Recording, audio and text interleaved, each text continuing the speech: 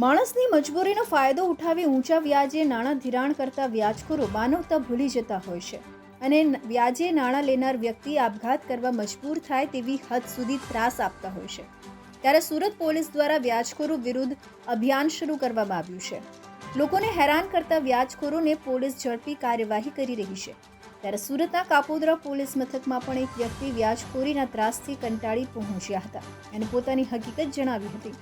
કાપોદ્રા પોલીસે તાત્કાલિક જ અરજદારની વાત સાંભળી તેમને હેરાન કરતા વ્યાજખોરની ધરપકડ કરી છે।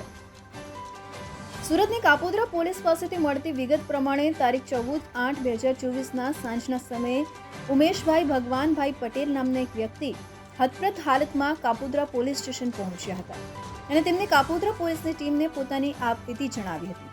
તેમણે કહ્યું કે આજથી 8 મહિના પહેલા મને પૈસાની ખૂબ જ જરૂરિયાત પડી હતી, જેથી મારા ઓળખીતા કમલેશભાઈ રતનભાઈ ચંદેલ પાસેથી પૈસાની માંગ કરી હતી।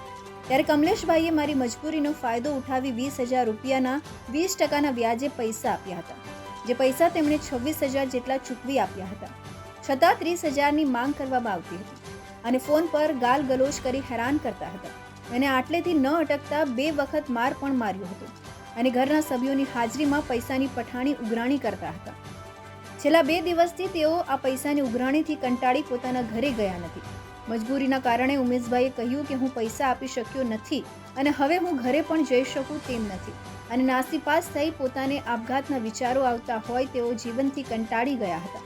ત્યારે સોશિયલ મીડિયા અને ન્યૂઝપેપરમાં પોલીસ દ્વારા જે વ્યાજખોરો વિરુદ્ધ કડક કાર્યવાહી કરવામાં આવી રહી છે તે મામલે વાંચ્યું હતું, જેથી તેઓ કાપોદ્રા પોલીસ મથકે પહોંચ્યા હતા। કાપોદ્રા પોલીસે પણ તાત્કાલિક જ ઉમેશભાઈની ફરિયાદ નોંધી ઉઘરાણી કરતા કમલેશ રતન ચંદેલની ધરપકડ કરી હતી।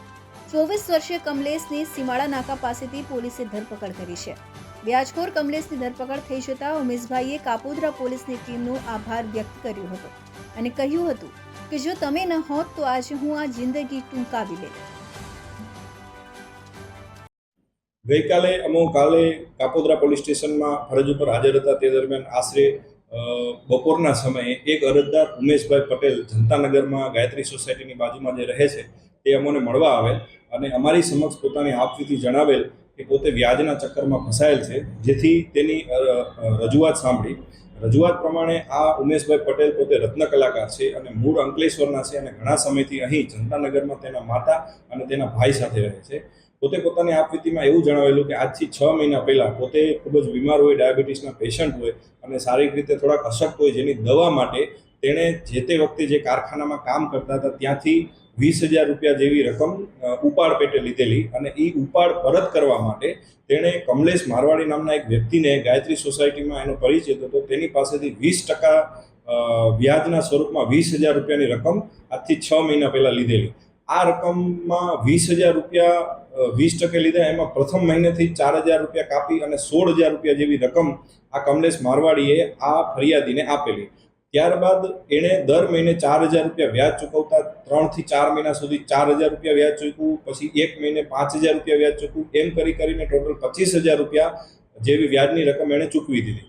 ત્યારબાદ આ રત્ન કલાકાર ઉમેશભાઈને 2 મહિનાથી કામ ન હોય, પોતે શારીરિક રીતે બીમાર રહેતા હોય, જેથી કામ કરી શકે એવી હાલતમાં ન હોય, જેથી ઘરે હોય, તેથી આ વ્યક્તિ વારંવાર આ કમલેશ મારવાડી વારંવાર તેની ઉઘરાણી કરતા હોય અને ઉઘરાણી કરવા સમયે 2 થી 3 વાર એને માર પણ મારવામાં આવેલો અને આજથી 3 દિવસ પહેલાં આ કમલેશ મારવાડી એના ઘરે જઈ અને ઘરે જઈને એના માતા અથવા ભાઈ અને આ રત્ન કલાકાર ઉમેશભાઈને ખૂબ ધમકાવેલ, જેથી આ રત્ન કલાકાર ઉમેશભાઈ પોતે 3 દિવસ પહેલાં ઘર બહાર છોડી અને જતા રહેલા અને સતત ટેન્શનમાં પોતે એક તો શારીરિક રીતે અશક્ત, ડાયાબિટીસના પેશન્ટ અને ખૂબ જ અશક્ત રીતે જતા રહેલા અને ખૂબ ખરાબ વિચાર આવતા આત્મહત્યા સુધીના વિચારો પોતાને આવેલા, કેમ કે એક સાઈડ પોતાની શારીરિક તકલીફ અને બીજી સાઈડ આ વ્યાજનું જે ખૂબ જ ટોર્ચર થતું હતું તેના હિસાબે એને સતત સુસાઇડ કરવાના વિચારો આવી રહ્યા હતા। એ દરમિયાન આ જે પોલીસ કમિશનર શ્રી સુરત શહેરનો અભિગમ છે કે એક મોકો પોલીસને આપો, એ અંતર્ગત તેણે કોઈ ન્યૂઝપેપરમાં વાંચેલું કે વ્યાજના ખપ્પરમાં કોઈ પણ હોમાયેલું હોય તો પોલીસનો તાત્કાલિક સંપર્ક કરો, આવું એને ન્યૂઝપેપરમાં વાંચેલું, જેથી એને હિંમત આવી અને ત્યારબાદ તેના એક મિત્ર જે એના જૂના શેઠ હતા જ્યાં કામ કરતો હતો ત્યાં જઈ અને એણે કીધું કે ભાઈ આ રીતના હું ફસાયેલો છું તો પોલીસ મારી મદદ કરશે કે કેમ, આવું છાપામાં આવેલું છે। જેથી તેના શેઠે તાત્કાલિક જણાવેલું કે તમે તાત્કાલિક જઈ અને કાપોદ્રા પીઆઈને મળો, અને જેથી એ અમને મળવા આવેલો પોતાની આપવીતી જણાવેલી, તેની ફરિયાદ તાત્કાલિક લીધી. ત્યારબાદ 1-2 દિવસથી પોતે જમેલા પણ ન હોય એવું માલુમ પડતું, તેથી પોલીસ સ્ટેશને એને શાંતિથી જમાડ્યા, તેનું કાઉન્સિલિંગ કર્યું. ખૂબ જ રડતા હતા. એનું વ્યવસ્થિત સી ટીમ દ્વારા અમારા દ્વારા કાઉન્સિલિંગ કરવામાં આવેલું, તેના પરિવારના સભ્યોને બોલાવવામાં આવેલા, અને આરોપીને પણ ગઈકાલે આ ગુનાના કામે ઝડપી આપવામાં આવેલ છે. અને ત્યારબાદ આ વ્યક્તિ થોડાક શારીરિક રીતે અશક્ત હોય, જેથી પોલીસના પરિચિત એક કારખાના દ્વારા બોલાવી અને આવતી જન્માષ્ટમી પછી એને એક કારખાને કામ પણ પોલીસ દ્વારા અપાવવામાં આવેલ છે. કાપોદ્રા પોલીસ સ્ટેશન તરફથી કાપોદ્રા વિસ્તારમાં રહેતા દરેક નાગરિકોને એક અપીલ પણ કરવામાં આવે છે કે કોઈ પણ વ્યક્તિ નાના મોટા વ્યાજના ચક્કરમાં ફસાયેલો હોય તો તાત્કાલિક પોલીસનો સંપર્ક કરો. પોલીસ દ્વારા આપની પૂરેપૂરી મદદ કરવામાં આવશે, જેની ખાતરી આપવામાં આવે છે. કોઈ પણ ખરાબ વિચારો આવે એ પહેલાં એક મોકો પોલીસને આપો. પોલીસ 100% તમારી મદદ આ બાબતે, વ્યાજની બાબતે 100% મદદ કરશે.